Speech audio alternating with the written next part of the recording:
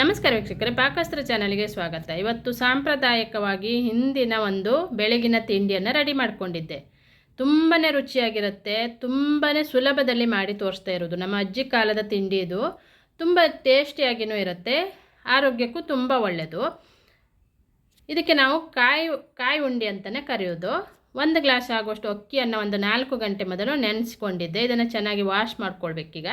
ಒಂದು 4 ಗಂಟೆ ಮೊದಲು ನೆನೆಸ್ಕೊಂಡು ಒಂದು ತೆಂಗಿನಕಾಯಲ್ಲಿ ಅರ್ಧ ತೆಂಗಿನಕಾಯಿ ತುರಿಯನ್ನು ತುರಿದಿಟ್ಕೊಂಡಿದ್ದೆ. ಈಗ ಇದನ್ನು ಮಿಕ್ಸಿ ಬೌಲಲ್ಲಿ ಹಾಕ್ಕೊಳ್ಳೋಣ. ಮಿಕ್ಸಿ ಬೌಲಲ್ಲಿ ಫಸ್ಟಿಗೆ ನಾನು ಅಕ್ಕಿಯನ್ನು ಹಾಕಿ ರುಬ್ಕೊಳ್ತೇನೆ. ಒಂದು 3/4% ಅಕ್ಕಿಯನ್ನು ರುಬ್ಕೊಂಡು, ಅಂದರೆ ಅಕ್ಕಿ ತುಂಬ ನೈಸ್ ಆಗಬಾರ್ದು, ರವ ಇರಬೇಕಂದ್ರೆ ಚಿರೋಟಿ ರವದ ಹದದಲ್ಲಿ ರುಬ್ಕೊಂಡ್ರೆ ಸಾಕು. ಸ್ವಲ್ಪ ನೀರು ಹಾಕಿ ಮೊದಲು ಅಕ್ಕಿಯನ್ನು ರುಬ್ಕೊಂಡು ಆನಂತರ ನಾನು ತೆಂಗಿನಕಾಯಿ ಹಾಕ್ಕೊಳ್ತೇನೆ. ಈಗ ಅಕ್ಕಿಯನ್ನು ಈ ಹದದಲ್ಲಿ ರುಬ್ಕೊಂಡಿದ್ದೆ. ಈಗ ತೆಂಗಿನಕಾಯಿ ತುರಿಯನ್ನು ಹಾಕ್ಕೊಂಡು ಇದನ್ನು ಮತ್ತೆ ರುಬ್ಕೊಳ್ಳೋಣ. ಅಂದರೆ ತೆಂಗಿನಕಾಯಿ ತುರಿ ತುಂಬಾ ನೈಸ್ ಆಗೋದೇನು ಬೇಡ, ಉಂಡೆ ತಿನ್ನುವಾಗ ನಮಗೆ ಬಾಯಿಗೆ ಸಿಕ್ಕಾಗ ಟೇಸ್ಟ್ ಚೆನ್ನಾಗಿ ಬರಲಿ ಅಂತೇಳಿ ನಾನು ಈ ರೀತಿ ರುಬ್ಕೊಳ್ತಾ ಇರೋದು. ಈಗ ತೆಂಗಿನಕಾಯಿ ತುರಿಯನ್ನು ಹಾಕಿ ಸ್ವಲ್ಪ ರುಬ್ಕೊಂಡು ಈಗ ಒಂದು ಪಾತ್ರೆಗೆ ಶಿಫ್ಟ್ ಮಾಡ್ಕೊಳ್ತಾ ಇದ್ದೆ. ನೋಡಿ, ಅಕ್ಕಿನೂ ಕೂಡ ತುಂಬ ನೈಸ್ ಆಗೋದು ಬೇಡ, ತೆಂಗಿನಕಾಯಿ ತುರಿನೂ ನೈಸ್ ಆಗೋದೇನು ಬೇಡ.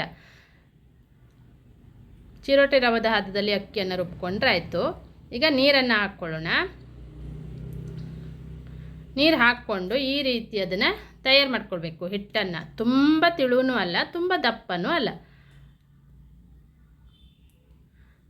ನೀರು ದೋಸೆ ಹಿಟ್ಟಿಗಿಂತ ಸ್ವಲ್ಪ ದಪ್ಪವಾಗಿದ್ದರೆ ಸಾಕು. ನೀರು ದೋಸೆ ಮಾಡ್ತೀವಲ್ಲ ಆ ಹಿಟ್ಟಿನಿಗಿಂತ ಸ್ವಲ್ಪ ದಪ್ಪವಾಗಿ ಇರಲಿ. ಇದು ನೀರು ಹಾಕಿ ಉಪ್ಪನ್ನು ಹಾಕಿದ್ದೆ. ಉಪ್ಪು ಹಾಕಿ ಈಗ ಇದನ್ನು ಈ ಬಾಣಲೆಯಲ್ಲಿ ಅದನ್ನು ಚೆನ್ನಾಗಿ ತಿರುವಾಡ್ಕೊಳ್ಬೇಕು. ಈಗ ರುಚಿಗೆ ತಕ್ಕಷ್ಟು ಉಪ್ಪನ್ನು ಹಾಕ್ಕೊಂಡು, ನೀವು ಇದಕ್ಕೆ ಬೆಲ್ಲ ಬೇಕಾದರೆ ಬೆಲ್ಲವನ್ನು ಕೂಡ ಹಾಕ್ಕೊಳ್ಬೋದು. ನಾನಿಲ್ಲಿ ಬೆಲ್ಲವನ್ನು ಹಾಕಲಿಲ್ಲ. ಇದಕ್ಕೆ ಬೆಲ್ಲವನ್ನು ಹಾಕಿ ಸ್ವೀಟ್ ಉಂಡೆನೂ ಮಾಡ್ಕೊಳ್ತಾರೆ. ಈಗ ಚೆನ್ನಾಗಿ ಇದನ್ನು ಕೈ ಬಿಡದ ರೀತಿಯಲ್ಲಿ ತಿರುವಾಡಿಸ್ತಿರ್ಬೇಕು, ಯಾಕೆಂದರೆ ತಳ ಹಿಡಿಯುತ್ತೆ.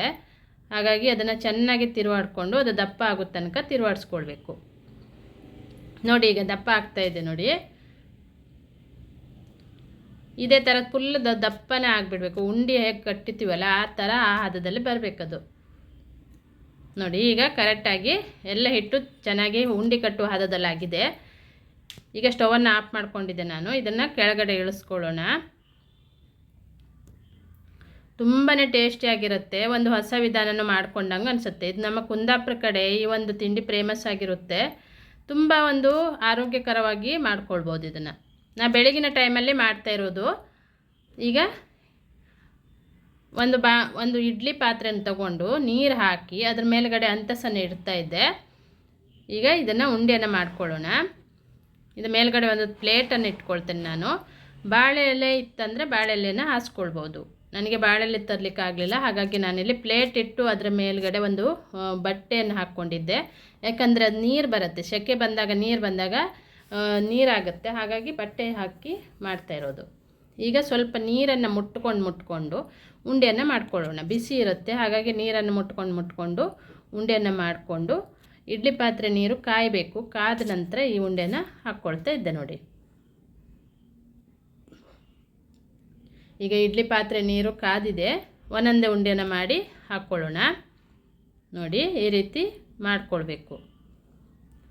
ಮಾಡಿಕೊಂಡು ಮೇಲ್ಗಡೆನೂ ನೀವು ಬಾಳೆಲೆ ಇದ್ದರೆ ಬಾಳೆಲೆಯನ್ನು ಹಾಸ್ಕೊಳ್ಬೋದು. ಒಂದು ವೇಳೆ ಬಾಳೆಲೆ ಇಲ್ಲ ಅಂತಂದರೆ ಚೆನ್ನಾಗಿರುವ ಬಟ್ಟೆಯನ್ನು ಹಾಸ್ಕೊಂಡ್ರೆ ಆಯಿತು. ಈ ರೀತಿ ಹಾಸ್ಕೊಂಡ್ರೆ ಮೇಲ್ಗಡೆ ಆವಿ ಬಂದಾಗ ನೀರು ಬರುತ್ತೆ, ಆ ನೀರು ಬರುವುದಿಲ್ಲ. ಹಾಗಾಗಿ ಬಟ್ಟೆ ಅಥವಾ ಬಾಳೆ ಎಲೆಯನ್ನು ಹಾಸ್ಕೊಳ್ಳೋದು. ನೋಡಿ, ಈ ಥರ ಮಾಡಿ ಇದನ್ನು ಮುಚ್ಚಿಬಿಟ್ಟು ಒಂದು 20 ನಿಮಿಷ ಇದನ್ನು ಬೇಯಿಸ್ಕೊಳ್ಳೋಣ. ಈಗ